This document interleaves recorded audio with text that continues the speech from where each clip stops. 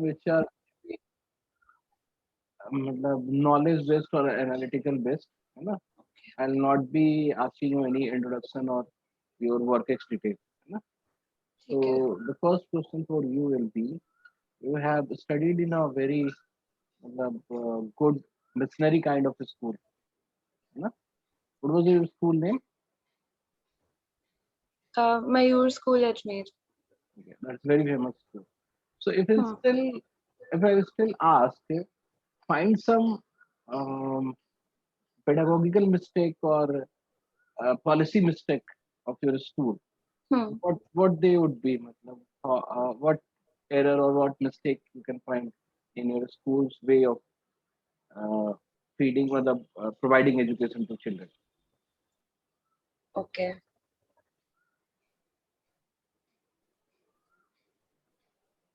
So when I think of it, it's a little difficult to critically evaluate that, because I've always been very happy about the kind of education I got. But then growing up, I feel it's not so much the fault of my school as it is of the entire education system, that the way we are taught is oriented towards exams.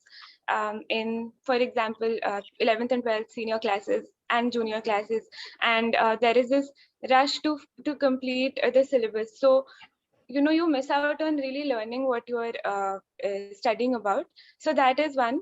I think in some ways the schools are limited and their hands are tied when it comes to this, but I know many institutions who are breaking the norm and are focusing on parallelly increasing the interest and the practical applicability of what a child is learning. So that is something my school could also work on.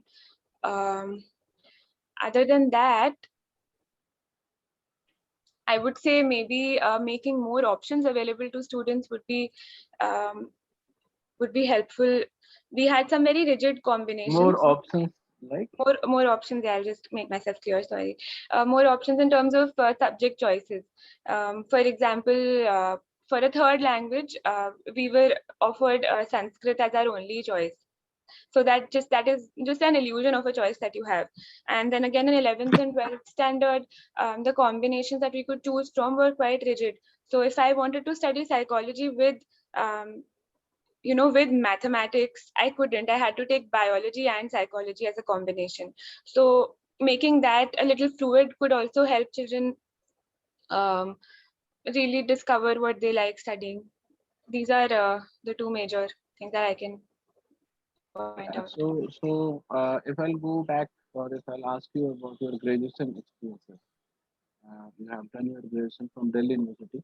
Yes, sir. Which college?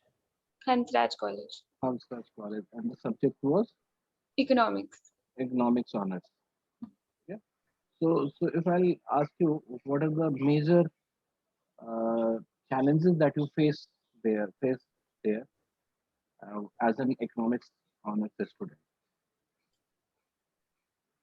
Sir, so I would like to tell you that I was a sports student. I got admission through sports quota, and it just so happened that every year my university exams and major national and international tournaments just clashed. Um, so one issue that I faced was with the university exams. It's a huge university, and I understand it's not possible to reschedule exams on such a large scale for every other student. But that got challenging. It affected my grades also. Other than that, during classes, I think we were the first batch that had CBCS, so everybody was getting used to it. And I think the first year of any transitional course is a learning experience for everybody. So I think it was a good introduction, but then again, some challenges I faced was that universities expect students to follow the same route. Like in school where the choice of subjects was limited, we had this option of choosing electives, which was a great idea.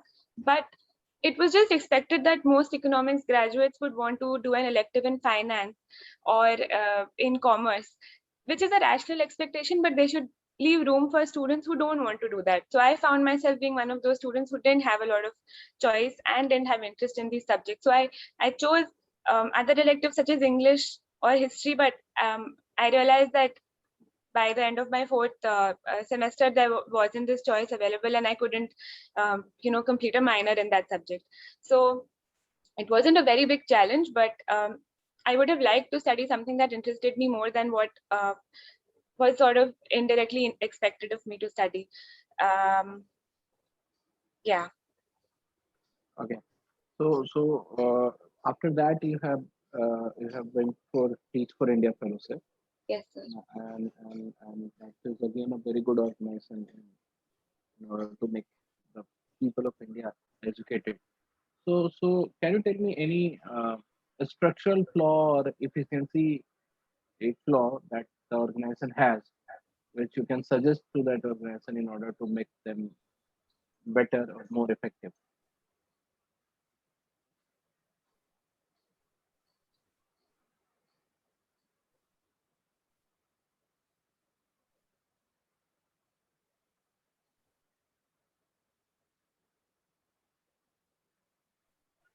I can't think of anything right now.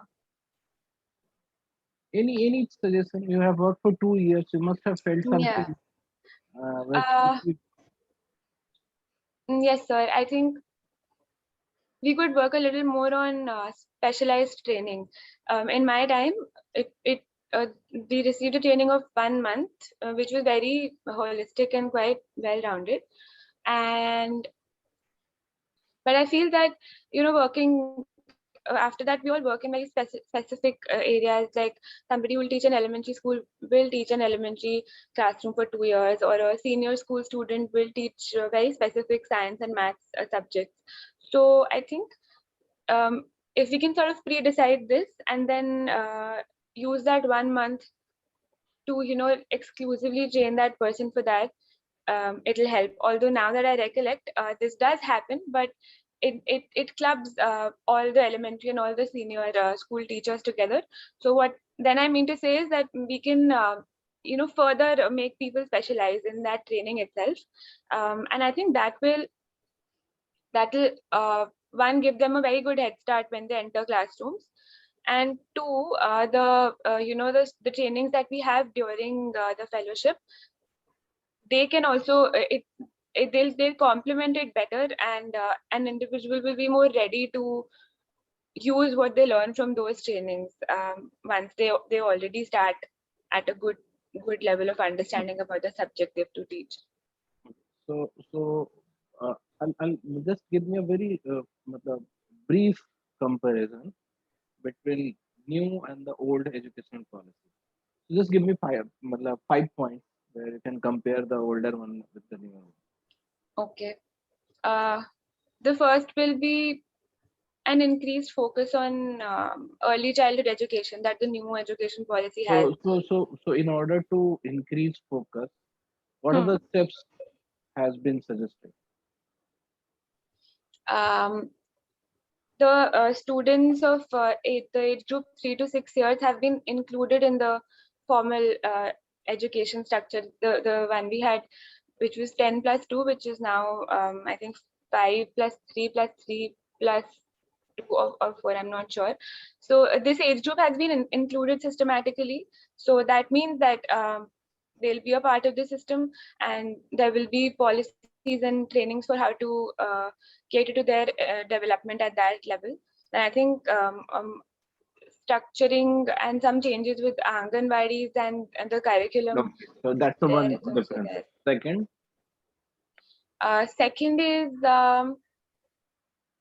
they've with the new policy, they've introduced vocational learning right from 6th grade, and children will be encouraged to do internships and everything. I think it's a very welcome change again. okay. Third, Um, Third would be, so again, the system, the way it's divided, uh, it's shifted from 10 plus 2 to 5 plus 3 plus 3 plus 2. And I think it'll help children with different age groups study better, ease off some pressure of finishing a very rigid sort of a school system. Next. And then I remember reading something about a lot of multidisciplinarity from school level to university level, and that is that wasn't there in the old policy. And I think this might again also help in solving issues of offering more choices to students in school and in college. Okay. And the last one, And not the last one, but for you it will be the last one. yes, sir. And finally, I feel they're targeting a higher enrollment for higher education sector, and to reach there, I'm sure there will be interventions like more infrastructural change and a focus on quality and all of that. So So don't you remember that point that a person can drop the higher education at any year end and get the mm, certificate I and come back later to finish the degree? Okay. now I So, do. so let's forget about it. So now the next question for you would be my one of the hypotheses that I do have. It might not Hmm. be uh, correct, but even if you think that it is true, then you suggest me how to do it. So Okay. my hypothesis is like teachers are not the only one who can help and educate the students out there in Hmm. either in schools or colleges. Hmm. So professionals or all the other people who are having good experience in their life, but they've not been teachers, Hmm. and we don't consider them teachers. And Hmm. lots of them also wants to get involved with the teaching and educational structure or educational education delivery mechanism. So if will be a policy planner and if will be a if you want to suggest, how Hmm. do you mechanize, how do you systemize this process of involving people from other fields for school education or mostly in education, in college still they can get the guest lecturer and Hmm. they can create something like the, they can find people from the similar field and call them for guest lecturer. How do you bring people to the college school education? I get it, sir.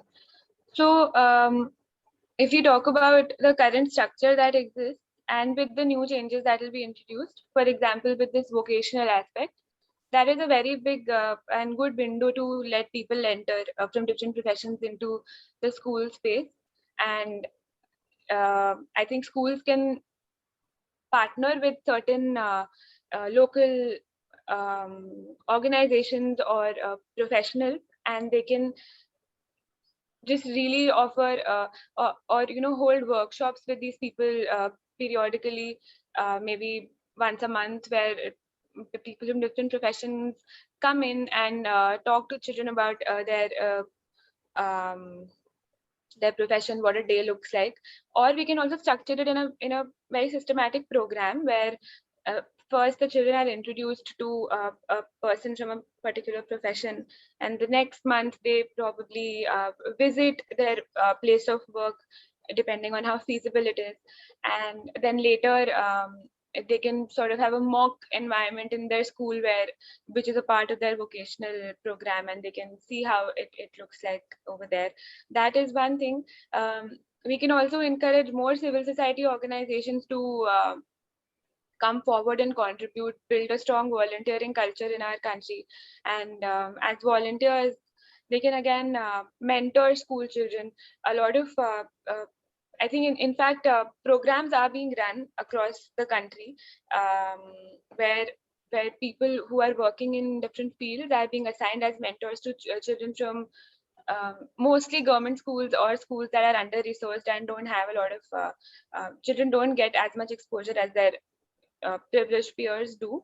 So this is also something that can be taken up systematically on a policy level, where the government can start a mentorship program. I remember reading something that Delhi government is doing about this very recently. I think it's called the Lighthouse Project or something like this, which is related to this. So if we can just see if it works there, we can scale and improve this model and implement it across the country. So the last question for you would be, what kind of career or what kind of achievement that you want to get after this course or in your So can life? you please repeat what kind of career and? What kind of career or what career do you want to pursue and what achievement that you want to get in your life related to your course and career goals? So there are a lot of opportunities after this course, but I feel that I would just really want to explore something along either curriculum design at a large scale, uh, or work in the policy space in the education sector.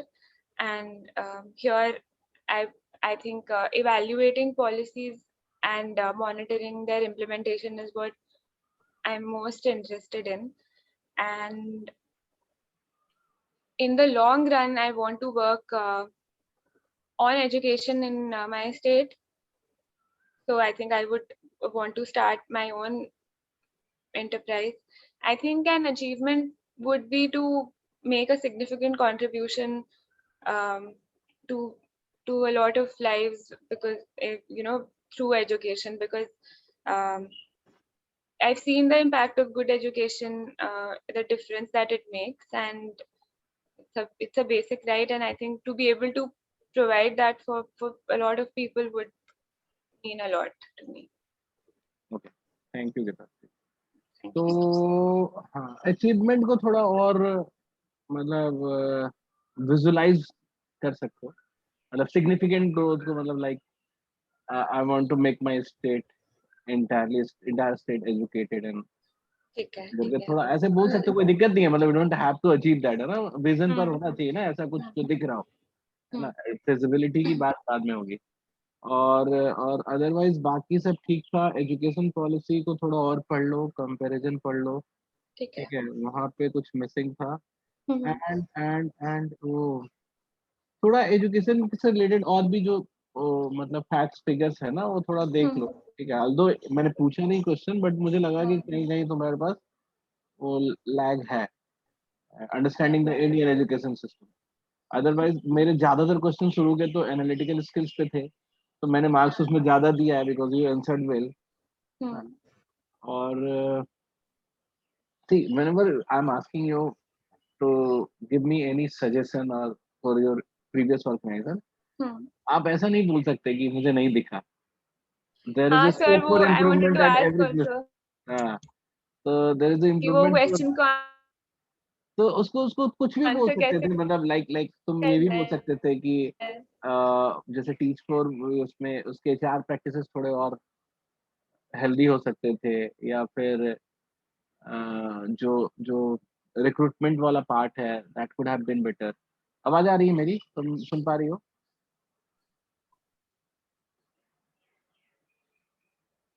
So we can improve the efficiency और की बात नहीं आ रही है?